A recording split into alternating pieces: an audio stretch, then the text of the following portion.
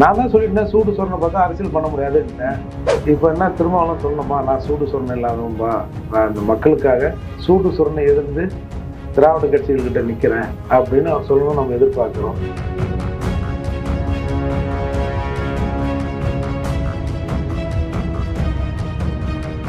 இப்போ 40 திமுக பேச்சு வச்சிருக்காங்க மொத்தம் எல்லாத்துலையும். இனிமேல் அசதி கூட பார்க்க முடியாதுன்னு சொல்லியிருக்காங்க. அதை பற்றி உங்க கருத்து என்ன சார்? திமுக அசதி கூட பார்க்க முடியும். யார் வந்து திமுக அசதி பண்ணாங்களா? இல்லை, நீங்கள் மத்திய அரசு அசைத்தீங்களா? அதுக்கு பதில் சொல்லுங்க.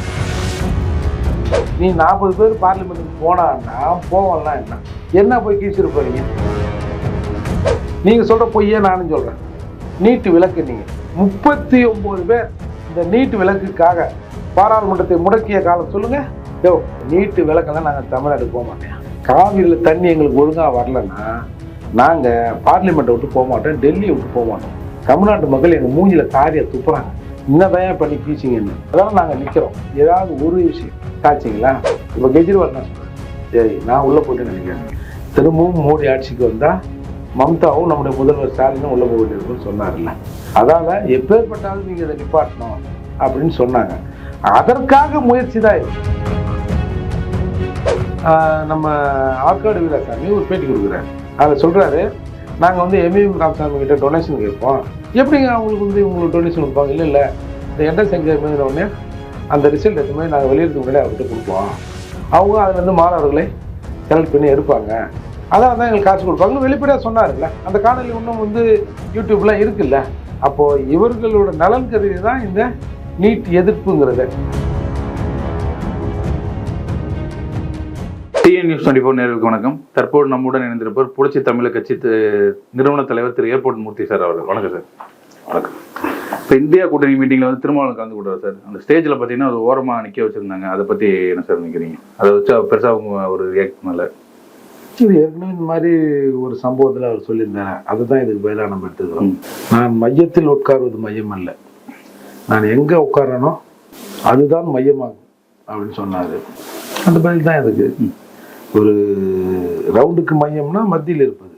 இந்த பக்கம் ரேடியஸ் எடுத்தாலும் ஒரே மாதிரியா இருக்கும், இந்த பக்கம் ரேடியஸ், இந்த பக்கம் 4 பக்கம் ரேடியஸ், நடுவில் இருக்கிற மையம் தான் மையம். அதுதான் சயின்ஸு. இவர் வந்து கீழே விழுதானா நான் மீசில் மண் ஓட்டல, திட்டுப்பயில என்ன இப்படி தான் மண்ணு ஆணுவான், என்ன தான் பண்ண சொல்கிறீங்க அப்படின்னு ஆறுதலாக இவரே ஒரு பதிலை சொல்கிறாரு. கண்ணப்பன் மட்டும்தான் எனக்கு பிளாஸ்டிக் சேர் கொடுத்தான்னு பார்க்காதீங்க. இப்போ அண்மையில் வந்து ஒரு சிஎம் கலந்துக்கிற விழாவோட ஒரு சேர் தந்து போடுறாங்க, பிளாஸ்டிக் சேரு. சரி, அது அவனுங்க அப்படி தான். நான் வந்து ஆரிய சனாதனத்தை பற்றி பேசுகிறேன், நான் திராவிட சனாதனத்தை பற்றி பேசக்கூடாதுன்னு நினைக்கிறேன் அப்படின்னு அவர் மனசில் தோணலாம். அதனால் அவரை வந்து ஒரு ஆளாக அவங்க பார்க்குறது இல்லை. இப்போ அவரே சொல்கிறாருல, நான் ஒரு 1/4 கிராம் இருப்பேனா, வெக்கம் மானம் சூடு சொரணை பார்த்தா அரசியல் செய்ய முடியாது, பெரிய கட்சிகள் என்ன நினைக்கிறார்களோ அதை செய்ய வேண்டிய கட்டாயத்தில் சிறிய கட்சிகள் இருக்கிறோம்னு அவரே சொல்கிறாரு. அப்புறம் இதில் நம்ம என்ன ரியாக்ஷன் பண்ணுறது? இல்லை, அவ்வளோ பெரிய மேடை அந்த இதில் வந்து ஓரமாக நிற்கிறப்ப அது ஒரு கௌரவ கோர்ஸாக இருக்காது. நான் தான் சொல்லிட்டேன், சூடு சொரணை பார்த்தா அரசியல் பண்ண முடியாதுன்ட்டேன். இப்போ என்ன திருமாவளவன் சொல்லணுமா, நான் சூடு சொரணை இல்லாதவன்பா, நான் இந்த மக்களுக்காக சூடு சொரணை எழுந்து திராவிட கட்சிகள்கிட்ட நிற்கிறேன் அப்படின்னு அவர் சொல்லணும் நம்ம எதிர்பார்க்குறோம். ஆனால் அந்த மாதிரிலாம் அவர் சொல்ல மாட்டார். அதுக்காக தான் அவர் பொது வெளியில் சொல்கிறாரு, சூடு சொரணை வெக்கம் மானம் ஈனம் பார்த்தா அரசியல் செய்ய முடியாதுன்னு சொல்லிட்டாரு. அப்போ எல்லாத்தையும் அவுத்து போட்டு என்னதான் நான் அங்கே நிற்க முடியும்னு நினைக்கிறேன் சொல்கிறாரு, அவரே சொல்கிறாரு.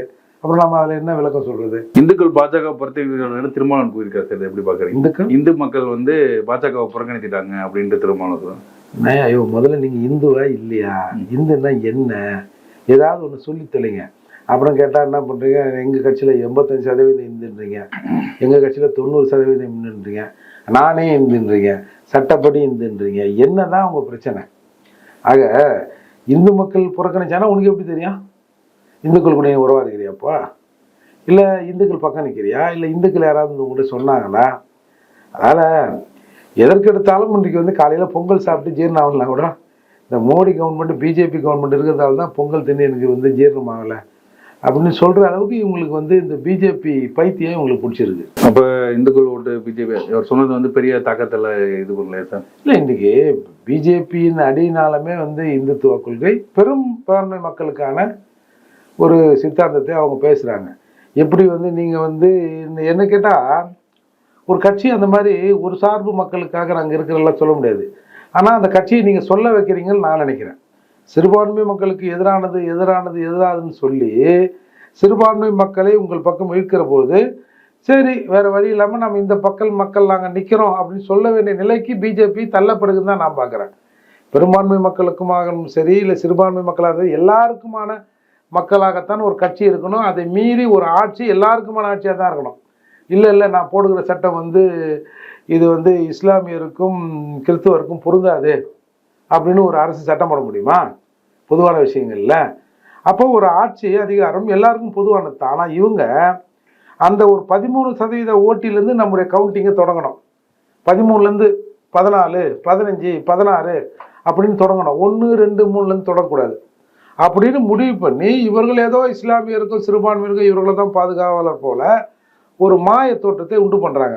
நாங்கள் வந்தால் இதை செய்வோம் அதை செய்வோம் அப்படிங்கிறதுலாம் இவங்க பிரச்சனை இல்லை. நாங்கள் வந்தால் இன்றைக்கு இருக்கிற இந்த சிறுபான்மை கல்வி நிறுவனம்லாம் இருக்குது இல்லை, அதெல்லாம் எவ்வளவோ அட்டகாசம் பண்ணுறதா வெளியில் பேசுகிறாங்க, எவ்வளோ நிகழ்வுகள் வெளியில் வருது. இதையெல்லாம் நீங்கள் செய்வதற்கு நாங்கள் அங்கீகாரம் தருவோம். இல்லை இதே மாதிரி ஒரு பஞ்ச் ஆஃப் உங்களுக்கு விளக்குகளை நாங்கள் தருவோம், அதை செய்வோம் இதை செய்வோம், நாங்கள் வந்தால் ஒவ்வொரு இஸ்லாமியருக்கும் 2000 3000 தரோம், ஒரு கிறிஸ்துவருக்கும் அவ்வளோ தரோம், ஒரு சர்ச்சைக்கும் இவ்வளோ பணம் தரோம், அதை தரோம் இது தரேன்னு எதையும் சொல்கிறதில்ல. ஒரே வார்த்தை, திரும்பவும் பிஜேபி மோடி ஆட்சி அமைச்சால் சிறுபான்மை மக்கள் இங்கே வாழ முடியாது, நாங்கள் இல்லைன்னா உங்களை அவங்க கொண்டுடுவாங்க. இப்படியே இப்போ வெளிப்படா சொல்லணும். நாங்கள்லாம் நீங்கள் வாழ முடியாதுன்னு என்ன அர்த்தம்? இதான அர்த்தம் இருக்கா சார் இங்கே தமிழ்நாட்டில்? அப்படிலாம் இல்லை. ஒரு மாயை இவர்கள் உருவாக்குகிறார்கள்.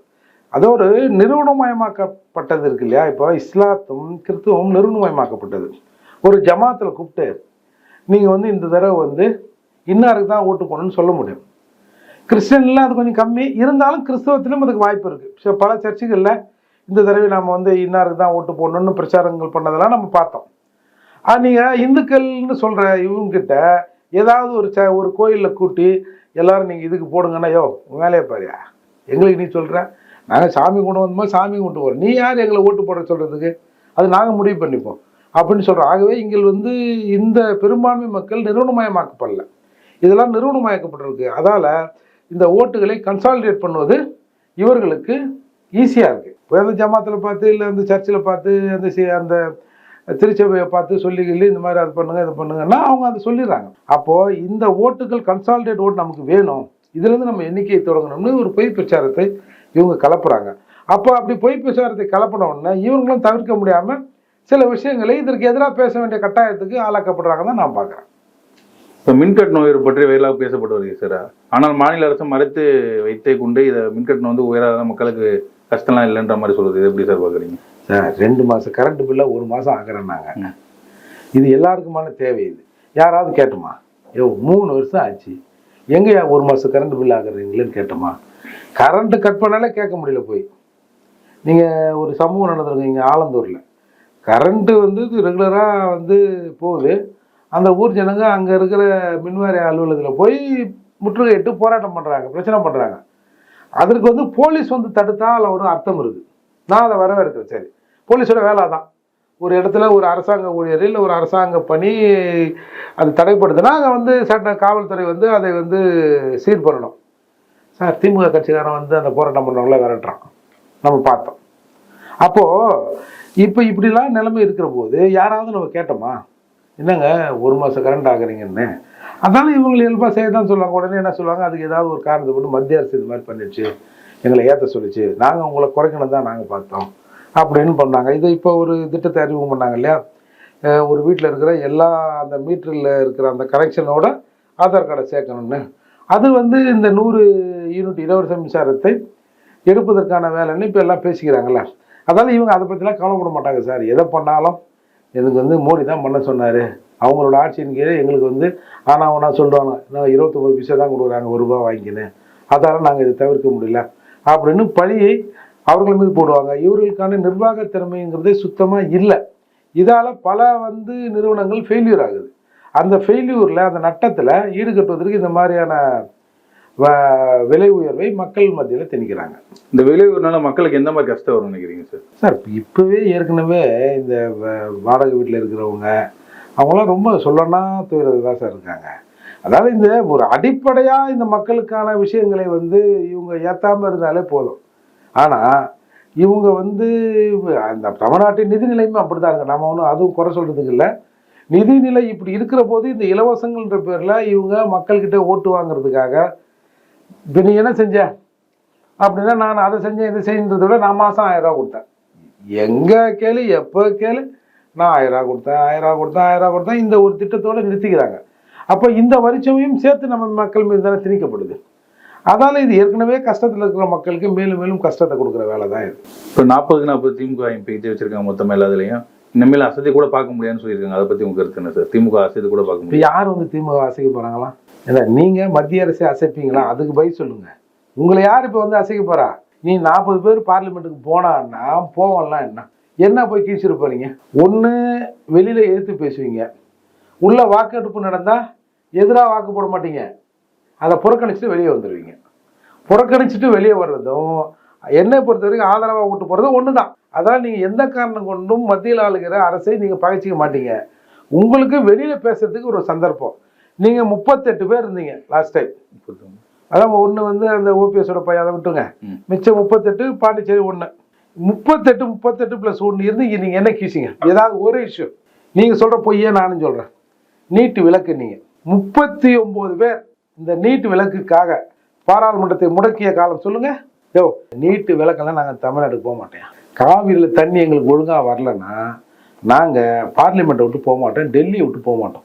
தமிழ்நாட்டு மக்கள் எங்கள் மூஞ்சில காரியை துப்புறாங்க, இன்னதான் பண்ணி கீச்சிங்கன்னு. அதெல்லாம் நாங்கள் நிற்கிறோம். ஏதாவது ஒரு விஷயம் சாட்சிங்களா? அப்போ இப்போவும் இதே நிலை தான். சொல்ல போனா ஆனால் மக்கள் திரும்பி அவங்கள தானே சார் தேர்ந்தெடுத்திருக்காங்க. திரும்பி இல்லை, நீங்கள் வந்து இந்த வெற்றி வந்து திமுகவின் வெற்றின்னு எப்படி சொல்ல முடியும்? எதிரிகள் பிரிந்து கிடக்கிறார்கள், அந்த பிரிவு உங்களுக்கு சாதகமாக இருக்கு, அவ்வளோதான். இதை நீங்கள் சொல்லுங்க பாங்க. நாங்கள் 3 வருடம் ஆட்சிக்கு கொடுத்த வெகுமானம் தான் இந்த தேர்தல் வெற்றி அப்படின்னு உங்களாலே சொல்ல முடியலையே. சரி, ஜெயிச்சு என்ன பண்ண போற? இப்போ இன்றைக்கு கர்நாடகா வந்து நீர்வளத்துறை இணையமைச்சர் வாங்கியிருக்கானா? அநியாயம் பண்றவன் மக்களுக்கு, நம்ம தமிழக மக்களுக்கு எதிராக இருந்து கொண்டு அவர்கள் அந்த துறையை வாங்கியிருக்கான். நீ என்ன இப்போ பிடுங்க போறீங்க? நீங்க என்ன பண்ணுவீங்க? இப்போ ஏற்கனவே அவன் அணை கட்டுறதுக்கு அந்த தேர்தல் அறிக்கையோடு நின்று நீங்கள் போய் ஓட்டு கேட்டவங்க. இன்னும் சொல்ல போனால் அவன் அணையை கட்டினான்னா செங்கல் மணல் ஜல்லிலாம் நாங்கள் சப்ளை பண்ணுறோன்னு திமுக கேட்டாலும் ஆச்சரியப்படுறதுக்கு இல்லை. ஏன்னா இன்னைக்கு மணல் கடத்தில் முழுக்க ஒரு சார்பு ஆட்கள் தான் பண்ணுறதா தான் செய்தி வருது. அப்போ அந்த கான்ட்ராக்ட் மட்டும் எங்ககிட்ட கொடு, உனக்கு தங்கு தடை இல்லாமல் மண் வரும் அப்படின்னு வியாபாரம் பண்ணுறவங்க தான் இவங்க. அதால் இந்த 40 பேரால் தமிழகத்துக்கு நன்மையோ இல்லையோ அதிகப்படியான தீமை வரும் என்பதை நான் உணர்றேன். மாற்றம் வரும்னு நினைக்கிறீங்களா சார் இந்த 40 எம்பி தமிழகத்துக்கு? என்ன சார் மாற்றம் வரும்? ஒன்றும் வராது சார். சும்மா அடிக்கடி டெல்லியில் கொஞ்சம் இந்த கன்ஸ்ட்ரக்ஷன் ரேட்டில் ஃப்ளைட்டில் போய் வந்துன்னு இருக்கலாம். ஏன்னா அந்த கேன்டீன்ல எதாவது போட்டாங்கன்னா சாப்பிட்டுக்கிட்டு டெல்லி குளிருக்கு ஏதாவது வேறு எதனா போட்டுக்கிட்டு வரலாம். வேறு ஒன்றும் நடக்காது. இப்போ மக்களுக்காண்டி போய் பேச மாட்டாங்க. என்ன பேசுவாங்க? இது வரைக்கும் என்ன பேசுனீங்க? நான் சொல்கிறேன், இப்போ கடந்த முறையும் நீங்கள் தான் இருந்தீங்க. என்ன பேசி எங்களுக்கு வாங்கிட்டு வந்தீங்க சார்? இவங்களோட எண்ணம் 40 நம்ம ஜெயிச்சுட்டு ஏதோ ஒரு குற்றாம்போக்கில் வந்து காங்கிரஸோ அந்த கூட்டணி இந்தியா கூட்டணியிலே யாருனா வந்தால் நம்ம மேலே இருக்கிற கேஸெல்லாம் முதல்ல வாபஸ் வாங்கலாம். நமக்கு தேவையான இலாக்காக்களை கொஞ்சம், ஏன்னா நம்ம வந்து 10 வருஷத்துக்கு மேலே ஆகிப்போச்சு மத்தியில் அமைச்சரவையிலிருந்து. இந்த 2G 3G இப்போ 5G வரைக்கும் வந்துருக்குது. 2Gலே அவ்வளோன்னா 5Gலே எவ்வளோ அப்படி. இப்போ இந்த மைன்ஸு அது இதுன்னு ஏகப்பட்ட விஷயங்களையும் நாம் வந்து செஞ்சுக்கலாம். இன்னும் ஒரு 5-6 ஒயின் ஷாப்புக்கு இந்த மதுபானை ஆலைக்கு பர்மிஷன் வாங்கலாம். இந்த மாதிரியான திட்டம் தான் இவங்களுக்கு. இவங்க இப்போ நீங்கள் நாம் இதை மிகப்படுத்தி சொல்கிற மாதிரி நீங்கள் நினைக்கலாம். இப்போ கெஜ்ரிவால் என்ன சொன்னார்? நான் உள்ளே போய்ட்டு நினைக்காதீங்க, திரும்பவும் மோடி ஆட்சிக்கு வந்தால் மம்தாவும் நம்முடைய முதல்வர் ஸ்டாலினும் உள்ளே போக வேண்டியிருக்குன்னு சொன்னார்ல. அதால் எப்பேற்பட்டாவது நீங்கள் இதை நிப்பாட்டணும் அப்படின்னு சொன்னாங்க. அதற்காக முயற்சி தான் இது. ஒன்றும் தமிழ்நாட்டுக்கு போய் நாம் வந்து மத்திய அமைச்சரவையில் இடம்பெற்று நம்ம அதை பண்ணிவிடுவோம் இதை பண்ணிவிடுவோம் ஒன்றும் இல்லை. நீங்கள் மத்திய அமைச்சரவையில் இடம்பெற்றது போது தான் தமிழகத்தில் இருக்கிற 540 மீனவர்கள் சுட்டுக் கொல்லப்பட்டாங்க. என்ன பண்ணீங்க? வருடம் நீங்கள் வந்து ஒவ்வொரு தடவையும் தேர்தல் அறிக்கையில் கட்சியை மீட் பண்ணுறீங்க. நீங்கள் வந்து ஆளுங்கட்சியில் கூட்டின அந்த பேர் அதை பற்றி எதனா பேசியிருப்பீங்களா? சொல்லப்போனால் மத்திய மாநில தொகுப்பில் இருந்த கல்வி மத்திய தொகுப்பு போனதே உங்களால் தான். அப்போல்லாம் நீங்கள் பண்ணிவிட்டு இப்போ புதுசாக இப்போ இது ஒரு பேச்சுக்கு இப்போ காங்கிரஸாக வந்தால் என்ன பண்ணியிருப்பீங்க? நீங்கள் வந்து இப்போ மேகதாது அணை கட்டத்தை மத்தியில் சொல்லி நிறுத்திருப்பீங்களா? இல்லை நீட்டை கொண்டு வர வச்சுருப்பீங்களா? நீட்டை விலக்கு பண்ணியிருப்பீங்களா? ஒன்றுமே. உங்கள் சுயநலத்துக்காக நீங்கள் ஒரு திட்டம் போட்டீங்க. உங்களுக்கு கெட்டதில் ஒரு நல்லது நடந்ததுன்னா நீங்கள் கெட்டது நீங்கள் 40 ஜெயிச்சது, ஒரு நல்லது திரும்பவும் மோடி ஆட்சிக்கு வந்தது. 8 லட்சம் கையெழுத்து வாங்கிட்டு கொண்டு போயிருக்காங்களா சார் நீட்டுக்கு? அதில் கொஞ்சம் கையெழுத்து அந்த மாநாட்டில் கீழே அந்த அதை பார்க்கல நீங்கள். சார் இப்போ கையெழுத்து வாங்கி அது என்ன சார் நடக்க போகுது சொல்லுங்க? என்ன கையெழுத்து வாங்கி என்ன நடக்க போகுது? என்ன நடந்தது? திரும்பவும் நீங்கள் தீர்மானம் போடுவீங்க, திரும்பவும் அதை அங்கே அனுப்புவீங்க, திரும்பவும் அங்கேருந்து அது திரும்பி வரும். இதுதான் நடக்கும். இப்போ நீட்டு நடக்குமா நடக்காதான்னு நீங்கள் குறைஞ்சபட்சம் சிதம்பரத்துக்கிட்டையாவது கேட்கணும்ல, இல்லை அவங்க புள்ள கார்த்திக் சிதம்பரம் அவர்கிட்டையாவது கேட்கணும்ல. ஏப்பா இந்த நீட் என்னதாயா, இது உங்கள் அம்மா தானேப்பா அதுக்கு ஆதராச்சு, உங்கள் அம்மா நோ சான்ஸ்ன்னு சொல்லிச்ச, வேறு எதனா லூப்போல் ஏதாவது இருக்கா கேள அப்படின்னு கேட்டாவது நீங்கள் வந்து போகணும் சார். சார் நீட்டுங்கிறத இன்றைக்கி வந்து முதல்ல தமிழகத்தில் வந்து நீட்டு வந்து அப்படி இப்படின்னு ஒரு எதிர்ப்பு அலை இருந்தது. பல பசங்க வந்து தற்கொலை பண்ணிங்கன்னாங்க. அப்போலாம் ஒரு எதிர்ப்பு அலை இருந்தது. இன்றைக்கு ஒரு உண்மை தெளிவாக இருக்குது. என்னதான் நீங்கள் கத்தனாலும் கூப்பாடு கட்டி அந்தரப்பட்டி குரல் வித்தை காட்டினாங்கடோ 11,000 சீட்டுக்கு மேலே நீட்டு இல்லை. 11,000 டாக்டர் தான் ஒரு வருஷத்துக்கு. அப்போது இந்த 11,000 பேரோட பிரச்சனையை ஒட்டு மொத்தமாக 8 கோடி மக்களின் பிரச்சனையாக இவனுக்கு ஏதோ பூஸ்டப் பண்ணுறாங்க. எல்லாரும் திமுகவில் இருக்கிறவங்க, இல்லை ஆளுங்கட்சியில் இருக்கிறவங்க, இல்லை கட்சியில் இருக்கிறவங்க எல்லாரும் மெடிக்கல் சீட்டை வச்சுக்கின்னு இதை எப்படியாவது விற்கலாமான்னு பார்க்குறானுவ. இன்றைக்கி சாதாரணமாக ஒரு பூ விற்றவங்க, ஒரு ஆட்டோ ஓட்டுநரோட பிள்ளைங்கள்லாம் நீங்கள் வந்து நீட் தேர்வில் நீங்கள் வெற்றி பெற்றிருக்காங்க. நான் என்ன சொல்கிறேன், இப்போ ஆந்திராவில் கிட்டத்தட்ட ஒரு 250 மலைவாழ் பசங்க வந்து நீட்டில் வெற்றி பெற்று. எப்படி வெற்றி பெற்றது? நீங்கள் விளக்கும் போது விளக்குங்க, என்னை அதை தயார்படுத்தணும்ல. அந்த சிலபஸ் வந்து சிபிஎஸ்சி சிலபஸோடு ஒத்து இருக்குதுன்றாங்க. அட்லீஸ்ட் நம்ம மாணவர்களை இன்னாரும் அதுக்கு நம்ம தயார்படுத்தணும்ல. நீட்டில் விலக்கு வாங்குகிறோம், நீங்கள் வாங்குங்க, நீங்கள் வாங்கி கொடுத்துருவீங்க. வாங்குற வரைக்கும் நீட் எக்ஸாம் எழுதும் போது நம்ம தரவா போய் எழுதணும்ல. அதற்கு இந்த மாணவர்களை தயார்படுத்துகிற வேலையை இவங்க செஞ்சாங்களா? ஒரு 420 அனிதா பெயரில் வந்து கோச்சிங் சென்டர் ஆரம்பிக்கிறேன்னு நம்ம சட்டமன்ற தேர்தல் வாக்குறுதியில் இருக்குது திமுக. அதில் ஏதாவது ஒன்றை காட்டுங்க. ஒன்று கூட இல்லையா சார்? ஒன்று கூட இல்லையா? ஒரு பள்ளிக்கூடத்தில் இப்போ 120 கோடி ரூபாய் என்னமோ வந்து கக்கூஸுக்கு வந்து இன்ஃப்ராஸ்ட்ரக்சர் கட்டுறதுக்கு ஆதிராணுவ பள்ளிகளை ஒதுக்குறாங்க சார். அதில் 2 கோடி ரூபாய் செலவு பண்ணி மிச்சம் திருப்பி அனுப்புறீங்களே. அப்புறம் என் பையன் எப்படி அங்கே படிப்பான்? ஒரு படிப்பதற்கு ஒரு ரம்மியமான சூழல் வந்து இருக்கணும் இல்லை சார்? ஒரு அமைதியான சூழல் பள்ளிகள் இருந்தால் தானே மாணவன் படிப்பான். அப்போ ஒன்றுக்கு வருவன் வந்து வயிற்று பிடிச்சினே இருப்பான்ல, அவன் ஃப்ரீயாக போயிட்டு வந்து ஃப்ரீயாக உட்காரணும்ல. அதற்கான வேலையை நீ செய்யணும்ல, நீங்கள் செய்ய மாட்டீங்கல்ல. அப்போ நீங்கள் யாருக்காக இந்த நீட் விலக்கை கேட்குறீங்கன்ற ஒரு கேள்வி இங்கே இயல்பாக எழுதில்லை. ஆகவே இவர்களோட இந்த வருமானம், நீங்கள் ஒரு தந்தி டிவின்னு நினைக்கிறேன், அதில் ஒரு பேட்டியில் நம்ம ஆற்காடு வீராசாமி ஒரு பேட்டி கொடுக்குறாரு. அதில் சொல்கிறாரு, நாங்கள் வந்து எம்எம் ராமசாமி கிட்ட டொனேஷன் கேட்போம். எப்படிங்க அவங்களுக்கு வந்து உங்களுக்கு டொனேஷன் கொடுப்பாங்க? இல்லை இந்த என்ட்ரன்ஸ் எக்ஸாம் எழுதினோடனே அந்த ரிசல்ட் எடுத்து மாதிரி நாங்கள் வெளியிடறதுக்கு முன்னாடி அவர்கிட்ட கொடுப்போம். அவங்க அதுலேருந்து மாணவர்களை செலக்ட் பண்ணி எடுப்பாங்க, அதான் எங்களுக்கு காசு கொடுப்பாங்கன்னு வெளிப்படையாக சொன்னார்ல. அந்த காணொலி இன்னும் வந்து யூடியூப்லாம் இருக்குல்ல. அப்போது இவர்களோட நலன் கருதி தான் இந்த நீட் எதிர்ப்புங்கிறது. இப்போ ஜூன் 14 வந்து 30 விழாவை வந்து திமுக கோயம்புத்தூரில் கொண்டாடலான் இருந்தாங்க. அது திடீர்னு தேதி மாற்றிருக்காங்க. எதனால சார் அந்த தேதி மாற்றிருக்காங்க? எல்லாரும் என்ன சொல்கிறாங்க, அந்த ஜூன் 14 தான் வந்து நம்ம செந்தில் பாலாஜியை பிடிச்சி உள்ளே போட்டாங்க. அன்றைக்கி நீங்கள் விழா வச்சிங்கன்னா செந்தில் பாலாஜி போனதுக்கு நீங்கள் ஓராண்டு நிறைவு விழா கொண்டாடுற மாதிரி எங்கள் மனசு புண்படாதா? இனியா கொஞ்சம் கூட நன்றி இல்லாமல் இருக்கிறீங்க. எல்லாத்தையும் எங்கள் ரத்தத்தை அட்டை மாதிரி உறிஞ்சி அந்த ஆளை ஜெயிலில் சக்கை மாதிரி போட்டு நீங்கள் விழா கொண்டாடுறீங்களா? நல்லா இருக்குதா? கடைசியாக நீங்கள் வெற்றி பெற்ற அந்த ஈரோடு பை எலெக்ஷன் கூட முழுக்க செந்தில் பாலாஜியின் தயவில் தானே செஞ்சது. அப்படி இருக்கும்போது இப்படி செய்யலாமான்னு அங்கே ஒரு குரல் எழும்பி இருக்கு பொழுது, அதை வச்சு மாற்றுறாங்க. அப்புறம் இயக்குனர் சேரன் வந்து கங்கானாரத்தை அறந்து சரிதான் சொல்லியிருக்காரு. இது எப்படி சார் பார்க்குறீங்க? நான் கூட சரிதான் தான் பார்க்குறேன். ஆனால் சரிதான் சொல்லுவதற்கு சொல்கிறவனுக்கு ஒரு தகுதி இருக்கணும். அதுதான் குல்விந்தர் கவுல் அந்த அம்மா ஒரு எமோஷனை காட்டுது. சார் அது சரிதான், அது சட்டப்படி தவறாக இருக்கலாம், வந்து எதிராக பேசுகிறவங்கள அடிச்சிருவங்களும் கேட்கலாம். ஒரு போராட்டத்தில் கலந்து கொண்டவங்களை அந்த நடிகையும் எம்பியும் ஆனவங்க எல்லாம் காசு கொடுத்தா வருவாங்க வருவாங்கன்னு நம்ம அதை அரசியல்வாதிகள் கூட்டத்துக்கு கூட்டுற மாதிரி கேட்குறாங்க. அதில் அந்த அம்மா வந்து உண்மையாக போய் போராட்டிருக்கு. எங்கள் அம்மாவை நீ இப்படி சொல்லிட்டேன்னு அது பண்ணிச்சு. சரி, அது வந்து துறை ரீதியான நடவடிக்கை, சட்டப்படியான நடவடிக்கை, சட்டம் வேறு நியாயம் வேறுன்னு வச்சுங்க. நியாயப்படி அந்த அம்மா அது எமோஷனை காட்டிக்குது. அது சரிதான் அப்படின்னு சொல்கிறதுக்கு உங்களுக்கு என்னடா தகுதி இருக்குது? ஏய், நீங்கள் எல்லாம் இங்கே செத்த பணமாக தானே இருக்கிறீங்க.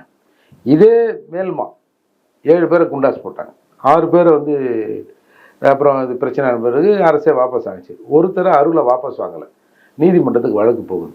நீதிபதி கேட்குறாரு, என்ன எவிடன்ஸ், எதன் அடிப்படையில் நீங்கள் இவரை குண்டாஸ் போட்டீங்க, அந்த ஆவணங்கள் எல்லாத்தையும் ஒரிஜினல் அவங்களுக்கு கொடுங்கன்னு கேட்கும்போது, இது அரசின் நீதிமன்றத்தின் அந்த கண்டனத்துக்கு நம்ம உள்ளாகணும் தான் அந்த அருளை நீங்கள் ரிலீஸ் பண்ணீங்க. நீங்கள் அருளை குண்டாஸ் போடுறதுக்கான காரணம் என்ன சொன்னீங்க? அவன் பக்கத்து டிஸ்ட்ரிக்கு, என்ன அது வேற நாடாது, அவன்னா பாஸ்போர்ட் இல்லாமல் ஊடுருவி வந்து இங்கே வந்து போராட்டானா? அப்போ நீலாம் கேட்டுக்கணும்டா, டேய் இந்த புடிங்கினா கூட போச்சு பண்ணுவோம், இந்த புடுங்கிறவர்கள் அப்போ கேட்டுக்கணும்ல. டெல்லியில் வந்து நம்ம இங்கே நல்ல கண்ணு ஒருத்தர் போய் அங்கே போய் சாமிக்கண்ணா அவர் போய் போராடினார்ல, என்ன புடுங்கினீங்க நீங்கள்? 8 வழிச்சாலைக்கு மக்கள் போராடுறாங்களா? இப்போ சரி, அதை கூடியா பரந்தூர் விமான நிலையத்தில் விளைநிலங்களே நாங்கள் தரமாட்டோம் அப்படின்னு போராட்டம் பண்ணுறாங்க. ஆனால் இங்கே வந்து நடந்த இந்த உலக முதலீட்டாளர்கள் அந்த பெருங்குடியில் நடந்ததில் அந்த பரந்தூர் விமான நிலையத்தில் மினியாச்சரை அங்கே வச்சு காட்டுறாரு நம்ம சிஎம். இந்த மாதிரி அங்கே ஏர்போர்ட்லாம் வரப்போகுதுங்க, நீங்கள் வந்து அது பக்கத்தில் தொழில் தொடங்க, முதலீடு பண்ணுங்கன்னாரு.